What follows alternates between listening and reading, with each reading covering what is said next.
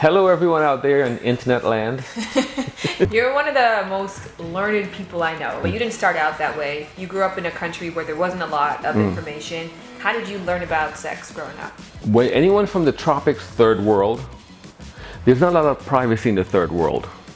Like you fart in your house, down the street knows, hey look, Brian just farted. So you can hear. Of course, coming from that, your understanding of sex is just getting on, hammer, done, get up. Did you see your mom have sex? No, actually, my mom called me once and said, Brian, come and see what your dad's doing. And I see my dad got off with his giant bull balls dangling between his legs walking away. But I've never seen that actually. Huh? No, actually, he just, by somebody came up, he got off and walked away. Your mom? Yeah.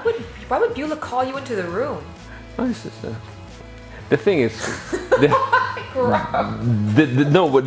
thing is for me, right? It's like I believe that sex is nothing magical. It's a part of what we do. It's eating, shitting, it's fighting. It's a biological function. It's something that we've been programmed to feel ashamed of. And why you've been programmed to feel ashamed of, that is a form of to control you.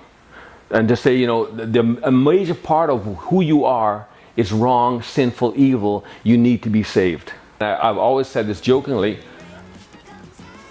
our children's education is lacking because there is nowhere to teach them about something that's very important, which is sex. How to do it, what you're doing wrong. Okay, so I'm curious then, because I feel like when I was growing up and first being sexually active, this wasn't the attitude that you had. No, my attitude's changed, but no, it was always been my attitude.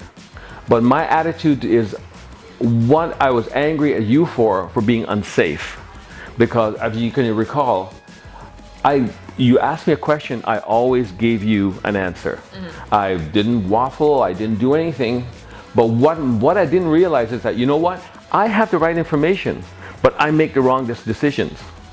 Whereas I didn't apply that to you going, okay, you have the right information, but you will still make the wrong decisions. Well, I lost my virginity at 16, which is the average age that you're supposed to. Right. You lost your virginity at how old? Well, I don't know if men can lose their virginity, but the first time I entered a vagina, I was 11. Isn't that crazy? She was 14. Did you have condoms available to you? Of course. Well, nothing Guyana, but... No. No. The pull-out game was strong. Once I think for 12, 13, it's like you always took precautions. You know, you always looked after yourself, so it's like a safety thing. Can you imagine if your mom found out? My mother was the one who called me saying, Brian, look what your dad's doing. And don't forget to, in the tropics, there wasn't that helicopter parenting. I think from the time I was 5, you got up in the morning, had breakfast, left home, and you came back when it was dark. The thing with not feeling guilty about sex, recognize what turns you on, what you want, compartmentalizes it, and just be safe. This will sound sexist, but it is. Men, we have sex because it's something we need to do. Women, sex is more important for women. It normalizes them. The intimacy is more important for them, and especially so you become more cognizant of that. That they have more of a need. You have a need to ejaculate, they have a need for warmth, compassion. What advice would you give in terms of, if you knew that about sex, what should a woman do to have a positive sex life where she feels celebrated, she has meaningful bonds, and it's good for her? Realistically, is that society judges women, and women are the worst at judging each other. So for instance, a woman's body is seen as a mountain. The more people that climb it, the less value society places on her. So she now has to be more judicious about who she lets into her body. Whereas with men, the more mountains you climb, look at that great mountain climber. Yeah. As somebody who's had a pretty good sex life since age 11 and on, what advice would you give to people in general about making sex a positive, non-detracting part of their life? Recognize what you're feeling it's not something you should always act out. It's like, oh, I'm hungry, I should eat that. It's like, I'm horny, I should do this.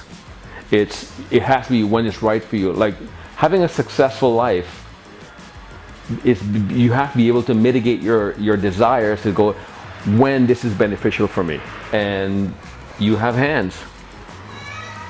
You got messed up hands. Exactly. Does that help or hurt It, the it, situation? it actually helps because, you know. My dad got his hand stuck in a bread slicing machine. So, but it's not ripped for my pleasure. Yeah. Yeah. That's like the Trojan condom. they have. Exactly. That is exactly. Well, You give know, you a high five thank on you, that note. Thank you, Lord. Your hands are sweaty. Are you nervous? No. Oh, I'm hot. It's just like when you're fat, you get hot. I can't relate. P, you are my greatest inspiration and influence by far. You are a 1 in a billion person, and I never for a second take for granted the impact that you have made on my life. I love you so much. You are the reason why I'm single today, because you set the bar